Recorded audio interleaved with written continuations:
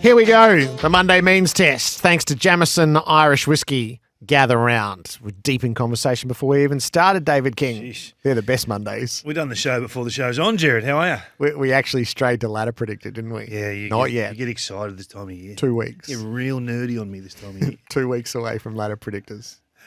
2 weeks? Yeah. I just got to let 2 more rounds go by. There's That's still late. 8 to play. 2 Oh, weeks. well, I just think the target is so wide at the moment. The wider the better. We have to put selections in February.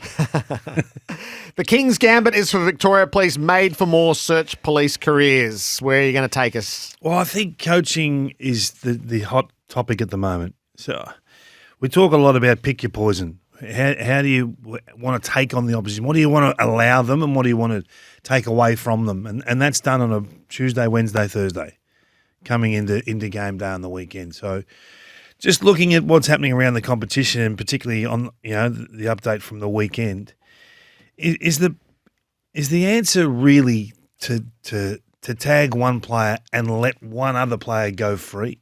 So when you look at Marcus Bontempelli, we had this discussion versus Fremantle last week, and then I watched them against the Kangaroos again this week, and I understand the logic of tagging Adam Treloar because he's gettable, like for like with Phillips, size wise, and Bontempelli's impossible to tag, but you have to have some plan at stoppage, don't you? You can't have him standing by himself. And again, that happened multiple times. Just watching the game with Jason Dunstall, I just couldn't believe how often he was unopposed. And there's no better clearance player in the comp unopposed than Marcus Bontempelli. Even if you've got someone on him, he's a physical presence and can still fight his way through that body to get to the ball first. So he has 11 clearances and ruins the game.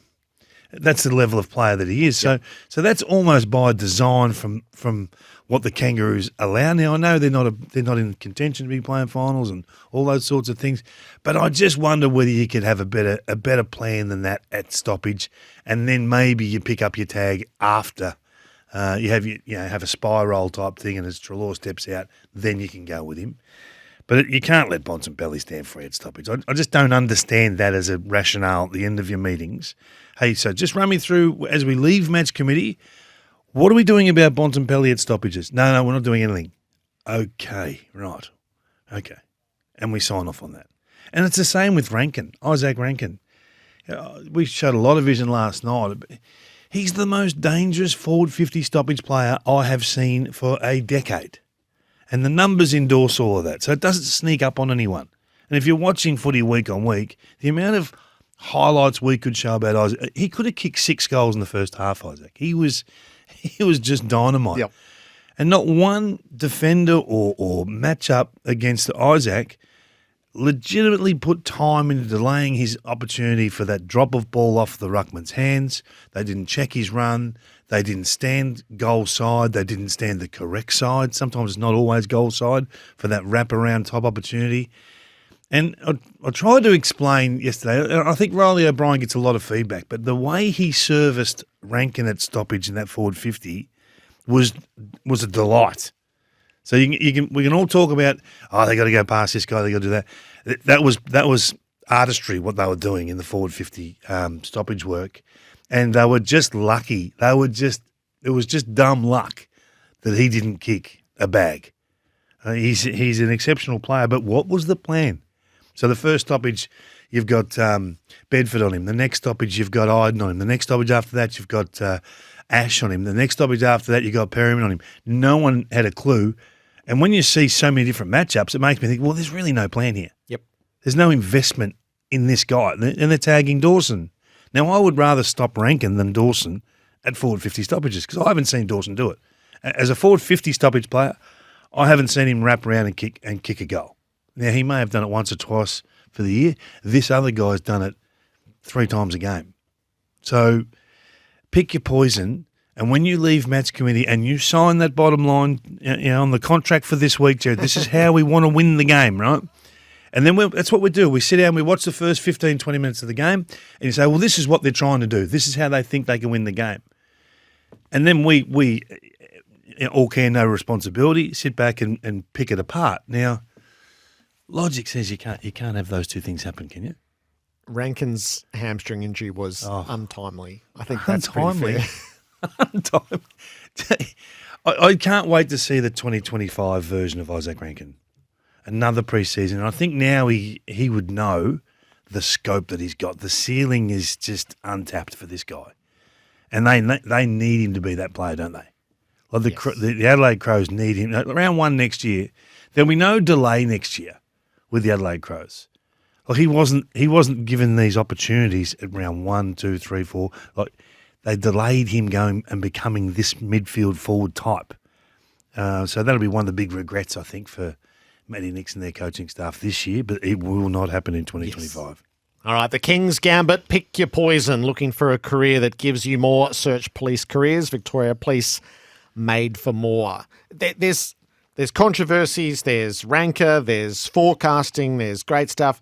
But I feel like the big issue of the weekend was Fremantle's win over Sydney because it breaks in a couple of different directions. Fremantle's into the top 4. This is Bob Murphy used to talk about the win that lifts the horizon. This lifts the horizon for Fremantle after weeks of looking at Sydney, wondering how somebody did it.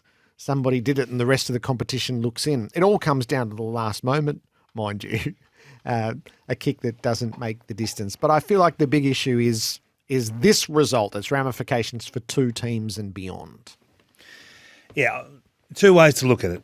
So don't come at us for talking this win down. We're not. It's a significant win. You get on the road, you win 43% of games. You play a top 8 team, you win 1 in every 3, 33% of games this year. You play a top 4 team, you win 1 in 5. So it's a big win against the odds. Logic says you go and play the Swans in the SCG, you're in trouble. They've been horrendous starters over the last couple of months. So if you have a look at the last 8 weeks, they've lost 6 of 8 first quarters, Sydney. They've almost been they've lacked motivation to kill the contest early. It's almost like, let's see what they've got. Let's just find our way into the game, wear a couple of jabs, work out how to get rolling, and then when we go, we just go. When we'll put the game to bed, because we're a good side, we can score 6 goals in 10 minutes, and we'll get out of jail. And more often than not, they have. So of those 6 games they've trailed, they've won 5 of them.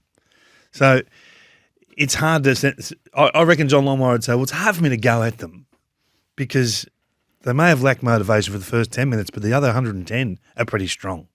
So it's not until you have the loss when you can really sort of sit down with the players and say, okay, this is the real-time information. So I think they were cherry ripe for a loss. Now, to lose on the siren after the siren is not a bad way. If you're going to lose, it's not a bad way to lose. But to talk about Fremantle, and people don't like you saying they have evolved and they have become a more dangerous defensive half counterpunch team the last 6 weeks than they were the first 9 or 10. And we showed the numbers last night. I think the greatest indicator in the game right now is your ability to win the ball back at half-back, that defensive mid-zone, so from the centre circle back to the opposition's top of the forward 50 arc. That's that wedge is called the defensive mid-zone. If you win the ball back there, that endorses your defensive capabilities. And then to score off that intercept endorses your offensive capability. It's the greatest. We had a laugh last week. We call it the ECG. It's the greatest health test. You put the old graph coming up on the health chart if you like. It's the greatest endorsement of your plan, of your system, your health check. So 4 of the last 5 premiers have been number 1 at being able to score from halfback intercepts. The only outlier to that was the Melbourne Footy Club, who weren't always looking to score. They're more a defence and contest build team. Right now, Carlton have gone to number 1 in this. Fremantle are number 2. So the first 9 weeks, they were 17th. The last 6, they're number 2. So that's a big shift. A huge shift. So it just enables so many other facets to come into your game, and they've evolved. They've become they've handballed, I think, with a through ball type handball more regularly in the last 4 weeks than they did the previous dozen. Not the chip game. So I love them when they play like that. And people say, oh, you're hard on Fremantle. Well, this is what I think that they could do. It's not a lack of talent. It's not a lot of lack of desire. I understand they're young. They're going to get there. It's just a matter of when, Gerard. But we've been chasing this, haven't we? Are they in premiership contention now? Are they in premiership contention? Third. Yeah. Look, how do you know? I mean, I still think there's a bit of a gap from the top two to the rest. You know, Carlton have come with a run and look really strong. I guess if you finish top four, you are. Yeah. So the simple answer is yes. The easy answer is yes.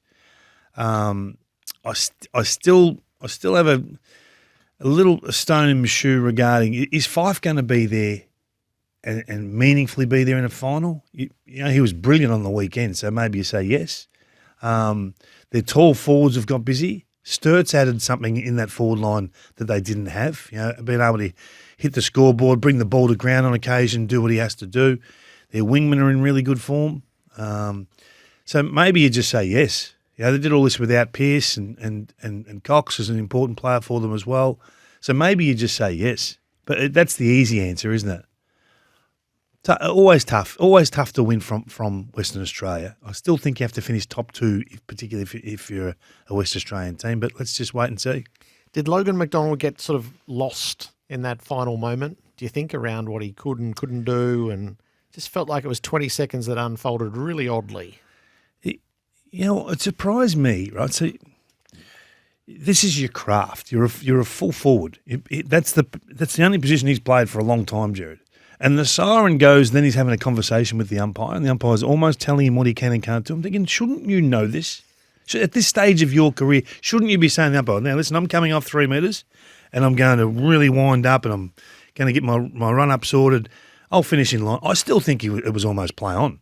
I think he finished past the line that the umpire was entitled to call play. Now, I'm glad he didn't because we want the players to sort the game out, not the umpires, and we'll get to that later.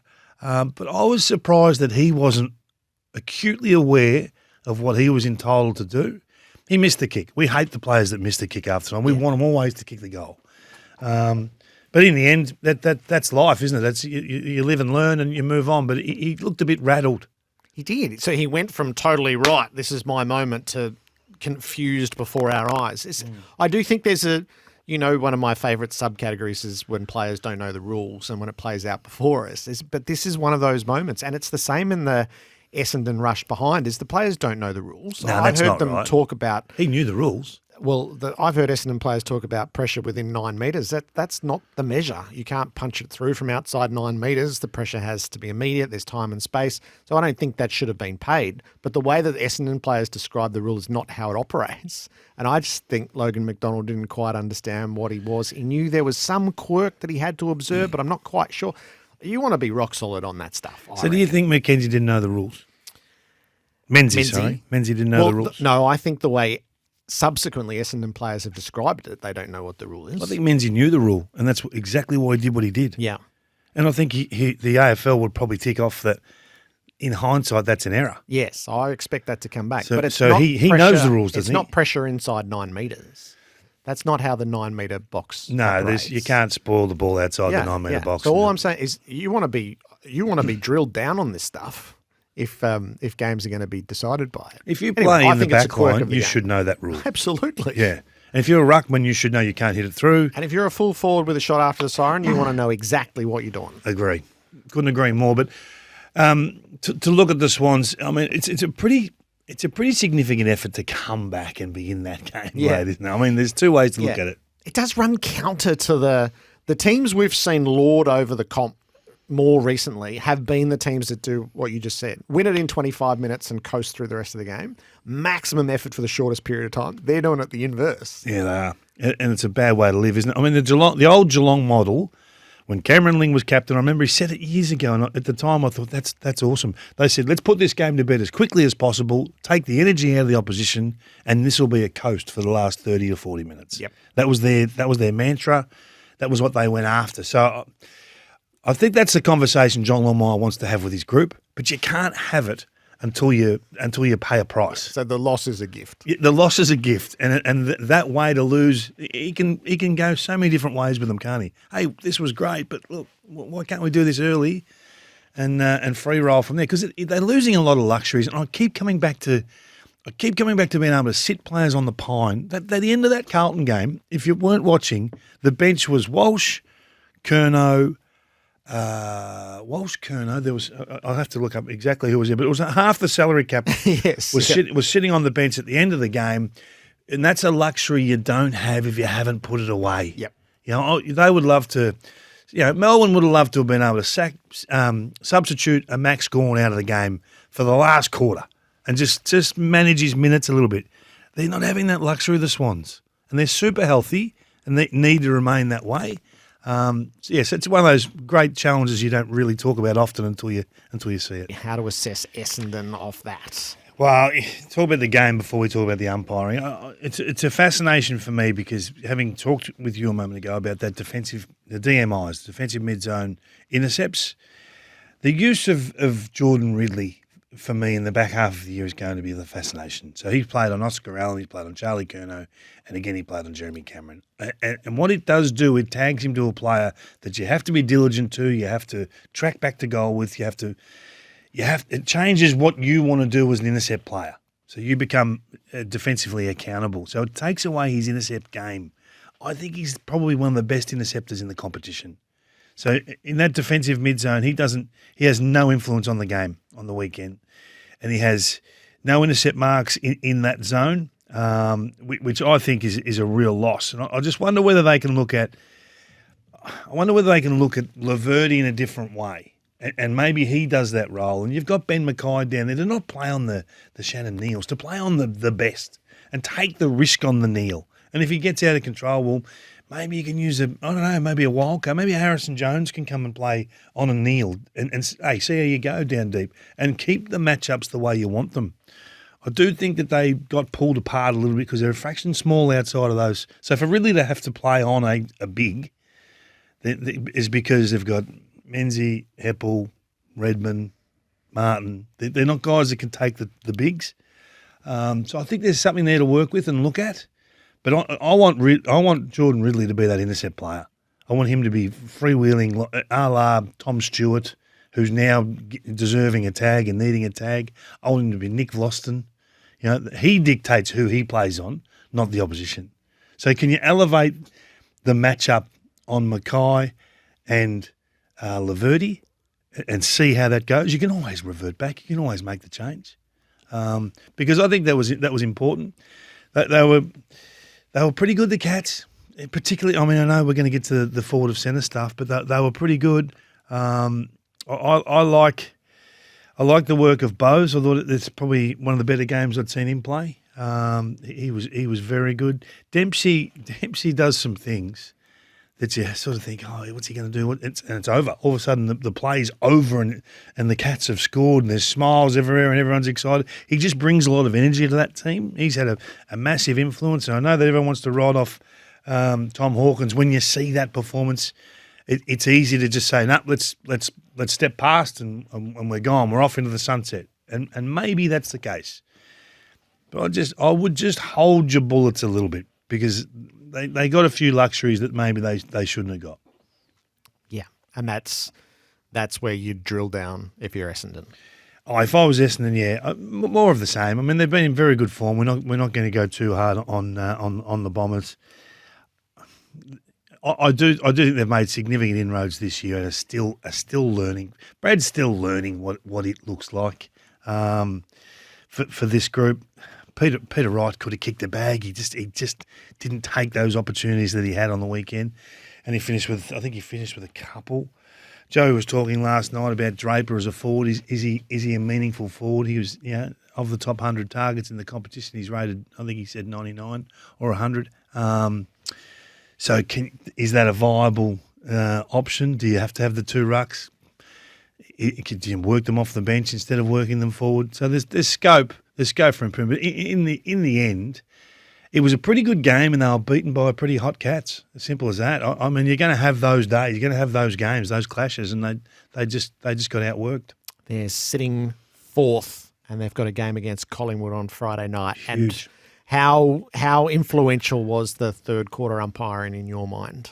Yeah, I know others will play it down and they'll try and say, no, it didn't have a bearing because in the end the result was 45 points. But when these things happened, right, and momentum is the biggest thing in our game, the hardest thing to stop, and the energy you get from that scoreboard nourishment is hard to put a number on or a figure on. It was 3 points of difference when the Draper decision wasn't called, which was clearly front on contact and has been a free kick for forever and a day. It went the other end, and the Cats scored a goal straight away. So in that same motion, it was a 2-goal swing. So now they're 9 points down. And it was still 9 points when that deliberate was paid against Menzies. So now they're 15 points down and the game's sliding. So then you have to make changes in the coach's box. You have to address this momentum. You have to challenge your own. You have to do different things. You have to pull different levers to try and pick up that 3-goal gap. It should have been a 2-goal gap the other way to the Bombers, and you're forcing Geelong to make change and play a different way because the scoreboard dictates everything. Nothing's more important than what you're looking at in terms of a lead or chasing the lead. So they can say, oh, no, it didn't have a bearing on the game. It had a massive impact on the game. And you could feel the tension, couldn't you? I mean, the crowd, there was a murmur in the crowd for 20 minutes. What's going on here? We're being robbed. You can feel it. And the frustration, I think, sort of permeated through the playing group. So it had a massive impact for me. Did you feel the same? Yes. Yep. Now, whether it should or it shouldn't, that's another part of it. What do you mean? Essendon's players seem to be knocked off kilter too easily by it, I think. It's hard not to, though, isn't it? Maybe. Yeah. They're not the first team to have a run of free kicks go against them. It was about 4 or 5. It wasn't one you or could take two. it to half a dozen, Yeah. probably. It was a lot, wasn't it? It was. It was take abnormal. a pretty strong team. It'd take a team that's probably been entrenched in the top 4 for a long time to handle that. Okay. 45 points is a big margin at the end. You balance up after three-quarter time. I was disappointed in them. I thought this was a really important night for them. First half was a good game. Didn't make the most of their chances in the second quarter. A bit like the Carlton game. They played pretty well in the first half, yeah. Yeah. But that's not abnormal, that second quarter. There's a lot of entries, a lot of ball, not a whole lot of method. They've underperformed as a forward line. Yeah. So anyway, they're in a good position to attack from. They're fourth, but there's still, for me, that my realisation after the Carlton game was this year it's just about winning their one final. They're not a top 4 team. They're not in premiership contention for me. This is about breaking that hoodoo and winning a final and then developing further next year. That's where I've got them pegged. Yeah, they may be fractionally better than that. Yeah, don't know. We're still learning and evolving with them, aren't we? But no, I think that margin lies. I think that if you want to tack 2 goals on the Essendon and take that goal off Geelong at the end of the third and have the Bombers right in that game, you've got a different final term altogether. If you're down by 3 goals, you've got to throw everything. You've got to open up. You've got to play, and you risk losing by 45 points to try and win the game. If it's an arm wrestle, things are different.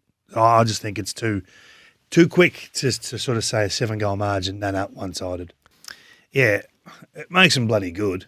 It's simple. That's the simple facts. And I still feel like you ever ridden a horse, Gerard? You go out on a trail ride with a horse, and as soon as you turn and point the horse the way home, and it knows we're close to finish here, it finds a yard, and it just charges home.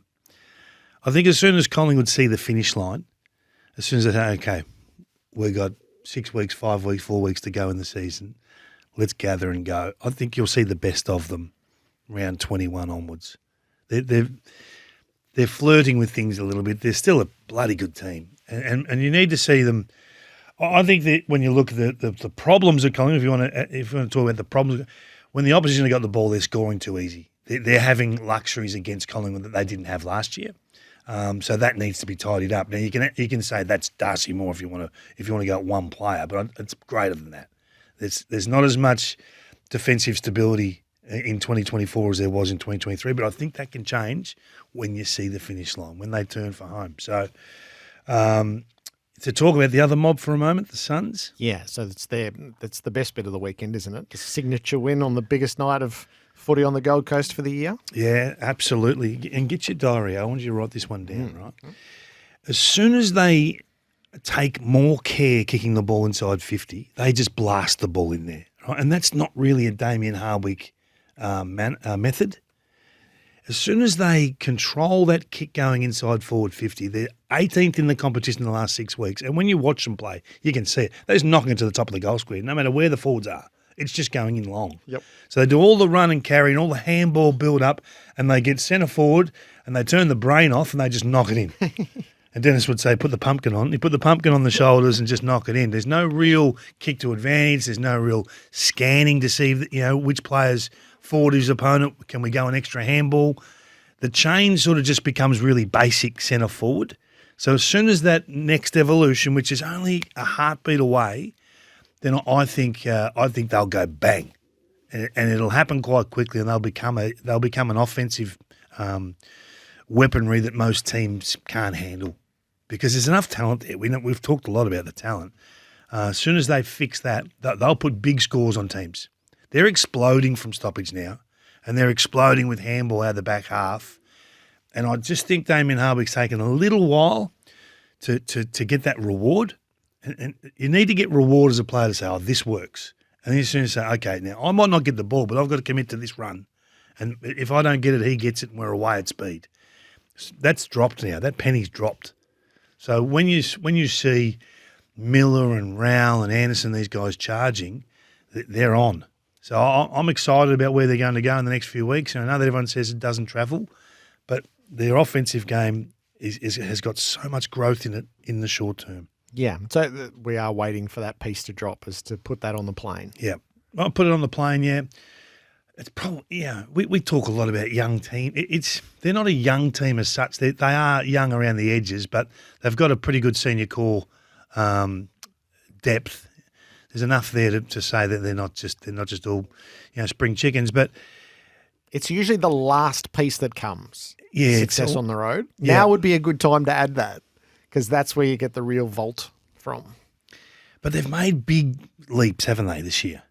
Yes, yeah, they have. Yeah, I think they've made big leaps. And I understand not others agree with that. I think they're a better defensive model than what they've been. I still think they've got more damage from clearance to come than what we're currently seeing now. But most of that is that last kick inside 50, the offensive reward. And then when that comes, I think they'll go again. The energy that the scoreboard gives you is huge. And they'll be able to gap teams. They'll become one of those teams that can kick 6 goals in 15 minutes or 10 minutes and put a game to bed. So, look out. But they left the door ajar for the little man, little Nick. That was an unbelievable last 10 minutes, wasn't it? Or 15 minutes? Yeah, the 15-minute patch that he had, he and De Goey are doing their thing. That was pretty remarkable to watch. Oh, yeah. And all the better for the Suns to absorb that and actually get through it, because most teams sort of freeze in the face of that. Well, Bodie Euland's moment, that moment Yeah. where he pierced through the gap, took the ball clean and set up that last score, you just felt like Collingwood were going to win. Once they hit the lead, you just thought, oh, how powerful is this? How good's this been? It was a great game to watch. But in that run of 6 goals, Nick Daicos had 11 disposals, which was a game high in that period. And they didn't really invest time in him, and he made them pay. But some of the things he did were extraordinary. He was involved in 4 of those 6 goals. Now, I know we talk all the time about this guy, and so we should, because of what he does. But I don't know of another player that even you can go back to little Gary could probably do it. But this is a young player. I don't know if Gary did this at Nick's age. No, it took Gary a lot longer Yeah. to get going. So how exciting is this? Yeah. The bar's been lifted on what we're calling a superstar player now, isn't it? But no, it was great to see. He probably gets the 3 votes again in the Brownlow. Such was his dominance and his performance. But no, terrific to see. I'd like to run PFI over Hawthorn, Over Hawthorn. who sit in 13th place. We don't go down that far, do But we? this is how far do you want to stretch the imagination territory? Oh, They've won 7 out of 8. They've entered my seedings. I just want to know how far the Dreamers can dream. they're in your seating. They have been for a couple of weeks. Oh, yeah. Your seating's excellent. That's a whole nother discussion. That is a whole I'll tell you what they are doing. They're absolutely capitalising on the acquisition of Lloyd Meek. What he was able to do again on the weekend was terrific. The service that he's providing those guys at ground level is just ridiculous. So if you look at the last excuse me, last 6 weeks, they're the number one team in the competition at scoring from stoppage, plus 15.5 points on their opposition. And that's a huge asset, Aside from that, Gerard, there's not really a lot that they're doing that's leading the competition or extraordinary. If they're getting the ball inside their forward half and they're locking in, all those sorts of things, and building a pressure and then just going to work. But really, that's it. That's as simple as it is. Yep. So the form of Warple, I thought Warple was terrific yesterday. They get good service, but his ability to be clean and get the ball from inside to outside of those damaging players is just ridiculous. They got a pack of hunting dogs in that forward half, the smalls that go to work, and you want to bash them. You want to. I can see the opposition infuriated by Jack Ginnivan and Nick Watson because they were telling the crowd to shush, and they're getting in the faces. So there's a lot going well. Marby Chol is playing some pretty good footy too. He's become a really good target for them. But really, their only asset on the competition, I'm not being disrespectful, is to just say that clearing, when the game stops, they're at their absolute best. So there's a lot of growth is what I'm getting to. And we've had this discussion. I've had it with Kane a couple of weeks ago. I still think there's a lot of growth in this group and in the coaching of Sam Mitchell that we're not seeing yet. So everyone, Kane says that he's a genius, and we understand that he's passion for Sam. I still don't think we're seeing that. If it is to be a genius, we're still not seeing that genius with all facets of their game. So there's significant growth. Their list will get better as we go over the next couple of years. They're in for every free agent that's available. They'll probably land one because they play an attractive brand of footy. Down back, they look more rigid with Whateley playing the role that he's playing. So all parts look pretty solid. But in terms of what's bringing this fortune at the moment is just their clearance game. So when we look at them, we posed this question a couple of weeks ago, is this purple patch or is it sustainable? So take the long term out of it and just play short termism with me. So they're 13th, they have a percentage below 100. They're coming from a long way back in theory, except they've won 7 out of 8. Are they going to come home 4-4? Are they going to come home 6-2? Are they going to run out of puff and come home 2-6? What's the short termism, do you think, on them? I'm not a believer. And people take offence to you saying that sort of stuff. But plant your flag somewhere. I just think as good as it is as basic as it is against the very best. And they've played some pretty good footy against the best. But the lock the ball in your forward half, win contest, lock it in your forward half is terrific for your defensive profile because it means you're saving your defensive end and they have to go full length of the ground more often than not to score against you. But the really good teams can do that. And that's what we're talking about. When we talk about PFI, you're asking me, can this exact model right now win a prelim? I don't think so. But I'm not saying it can't get there next year. And it's a massive stepping stone what they've been able to perform so far this season. So my answer, my immediate answer is no. That's all we try. But I can understand you being in the other side of the coin. Perfect game, Geelong and Geelong. Yeah. Like as big an assignment as you can get. And they should get their midfield. They really should. They should. Yeah, and if they can, then lock the ball down at the Cattery. We all know if you can lock the ball in your forward half at the Cattery, you can have some fun. So that's going to be a significant challenge, and one of those games that shape the top 8 significantly. But if they don't win this one, we can have the same discussion next week and say they've still made significant inroads and there's still opportunity for massive opportunity for growth, particularly in the offside. I just think their acquisitions are going to be, for me, that'll tell you the timeline. If it's a full rebuild. So like if they take the normal path, then we'll be talking about them like this at different parts over the next 5 years. But if they can grab a Josh Battle, if they can grab a couple of others, who knows? PFI, it's our highest possible measuring stick. Flattering to Hawthorn to be there, I reckon. I'm there for the dreamers right now. There for the dreamers. We'll see. So there are open questions all over the place here. So broad and narrow. Do you want to do the narrow first with Max King? Tell you what, it was a bad movie yesterday at Marvel. Oh, she was. I said at the top, it was like one of those 3,000 metre races at Moonee Valley. You go, are they actually going to make it to the post here? Right. And by the time they made it to the post, you sort of almost lost. Well, you've certainly lost interest in the You competition. know how bad those races are. If you can't name me one winner of a 3,000 metre race. Yeah. But when they get to the owners' room, they're still wrapped. They got a Metropolitan winner. I think it was because Matty Hill was calling it, to be honest. All right, Max King. Let's do the narrow first. Max King's predicament at the moment. Yeah, and some are skewing the discussion here. So your big men need to play big. It's as simple as that. You draft them at that size and you spend that money on this sort of investment because they shift games. And as soon as a 6'8" plays like a 6'1", you're in trouble.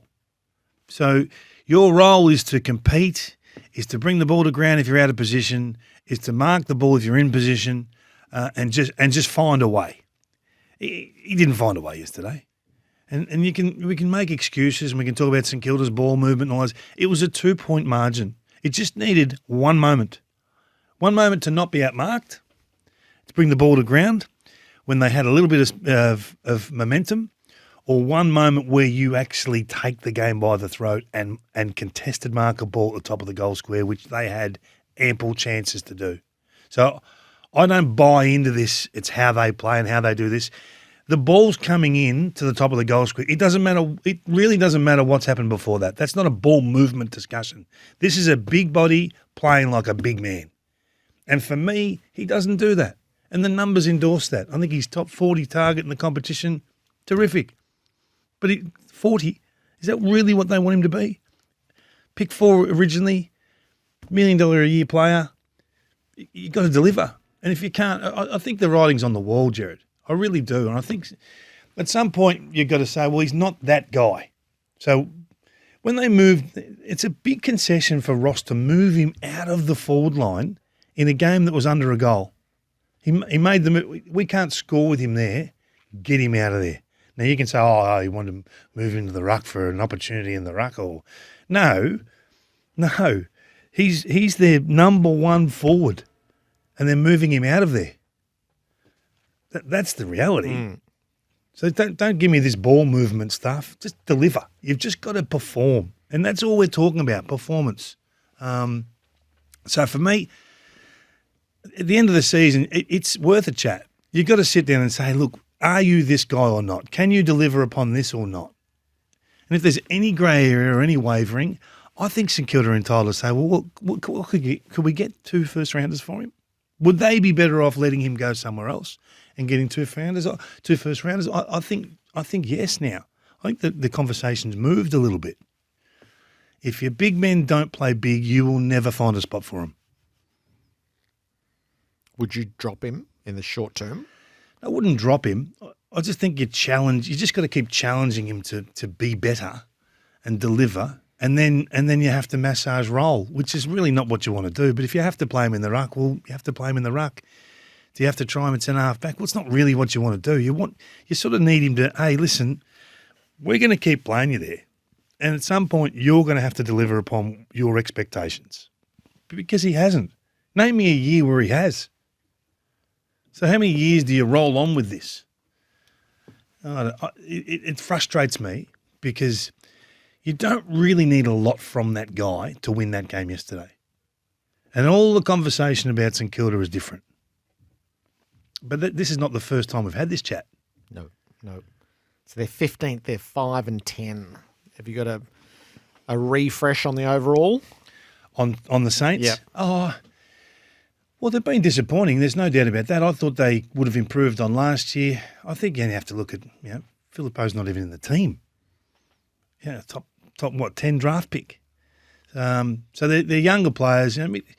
Owens went long periods yesterday without unsighted. I think he had 3 kicks in 3 quarters. Like, what's happened to him? And I do wonder why the younger players haven't come on quicker.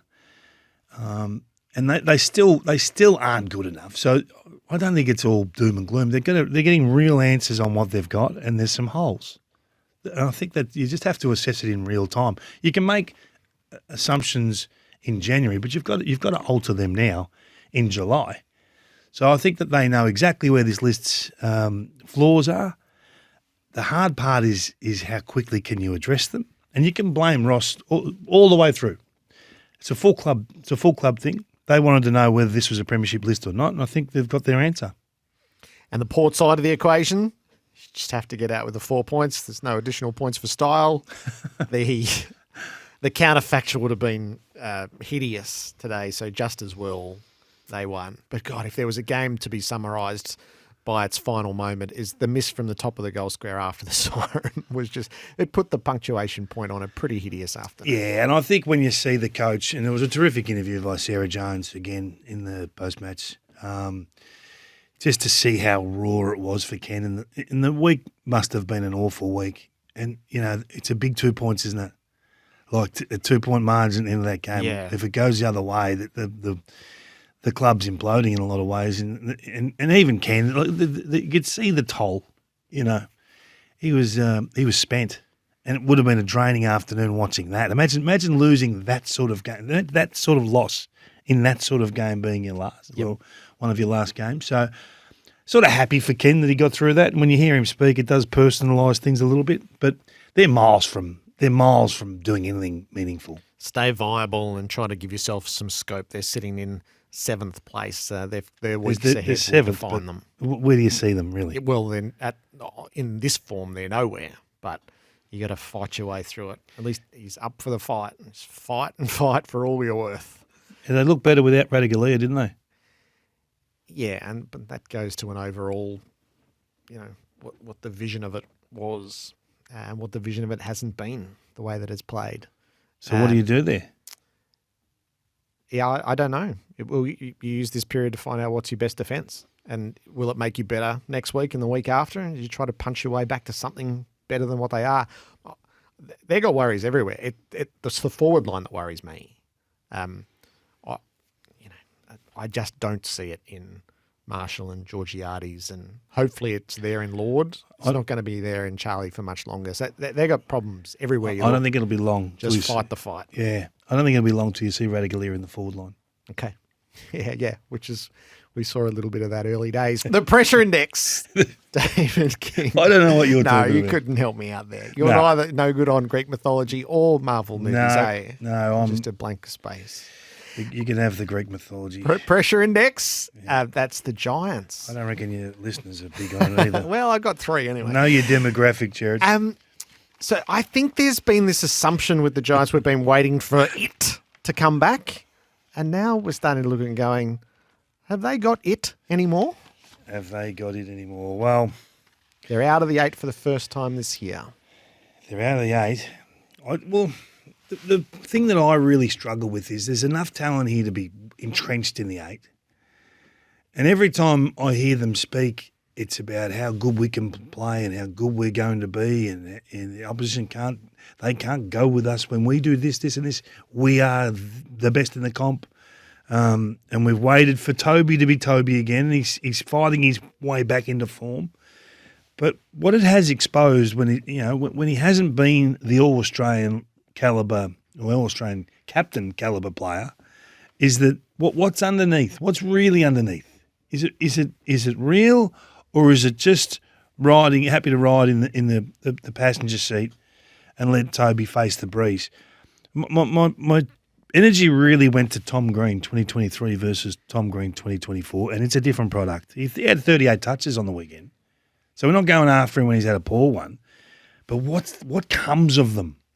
And accumulators, to me, are a waste of space. 4 score involvements from the 38. Handballs that really don't threaten or open up the game or necessarily take the game from inside out. Last year, he was angry. He was Paddy Cripps. That's what he was going to be. He was tracking towards becoming Patrick Cripps. And now it's tailored back more towards Rory Laird. So you can't have that. He's got to be shaken out of that slumber. That happy to get a possession. There was a ball on the wing versus Dawson. It was a centre bounce ball that was spilling. Now last year he wins that ball. He just would be relentless that is his. Clayton Oliver at his best, hunting after that spilt ball. And once they lock eyes on it, it's over. Well, that wasn't the case. He was moved and shifted off the ball too easy. And they say, we caught him mid-step. And you can make all sorts of excuses for it. But the best just find a way to win it. And he didn't win that. And I thought, okay, that's a regression. And then I look at Lachie Whitfield, who they set the whole game up for with Lachie Whitfield. He can do whatever he likes. You run around unopposed and we'll cover for you and we'll guard for you. 41 disposals, terrific. He has a great day. A lot of fun. They get rolled and he has 3 score involvements. He's the 15th rated halfback flanker for score involvements this year. Now, that's not a game, that's not a player you set the whole game up around. You've got to be better than that. So what's happened there? And they say, we just can't score at the moment. Well, chicken or the egg? Is it because these blokes aren't the guys you think they are? Or is it the system? Is it the team? I think you've got to challenge more. What's happened to Briggsy? Finn Callahan, I love him as a player. He's going to be a very good player. But at the moment, he's 2 highlights a game and that's it. Look at their back line without Sam Taylor. Was it exposed? Well, are they really as good as we think they are? Or not. So I'm just worried that there's that side of it, which is the individual, and then there's the collective regarding the Rankine discussion. That was a mess. He cleaned all 5 of his opponents up in the first half because they weren't ready for him. They didn't know what they were going to combat.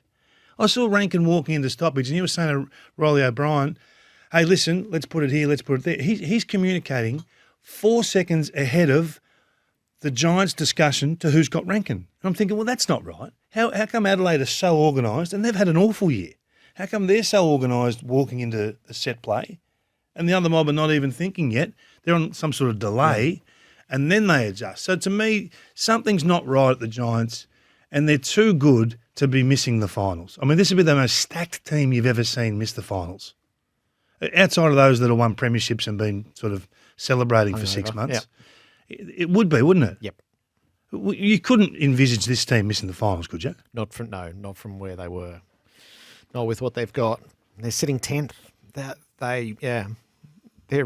are in the pressure index, all right. Kingy, ours are not going to marry up this week, I can guarantee you. 4? The doggies. Stick fat with the dogs. Stick fat with the dogs, Gerard. They're coming. They've got the game that can upset the top 2. I've got the Hawks at 4. They're just playing better than most. Crazy 3? Talk. Fremantle are back in. They had a little absence. I did have them in earlier in the year. Yeah, you've had them in relatively regularly. Fremantle, their win like that has to be recognised. Got significant assets. The 2 rucks look like it's working and going to work, despite some negative feedback. And I like their ball movement when it's fast. Yep. Brisbane Lions are at 3 for me, inside the 8 for the first time on the 10. Haven't got either Fremantle or Western Bulldogs. Nah. 2? Oh, yours are a mess. Carlton are still at 2, showing signs of being capable of going all the way, building and building, looking terrific. And they got one wild card called Elijah Hollands, Gerard. Yeah. That could just separate a final for them. Sydney are at 2. I made the preemptive strike last week. I moved Carlton to 1 and I'm on good terms with myself. You kept the Swans at 1. You've had a bad day. Sydney at 1. They lost. They did lose, but only just, Gerard. Don't worry about Got the to losing. be more reactive. Seedings for tyre power. Do your own.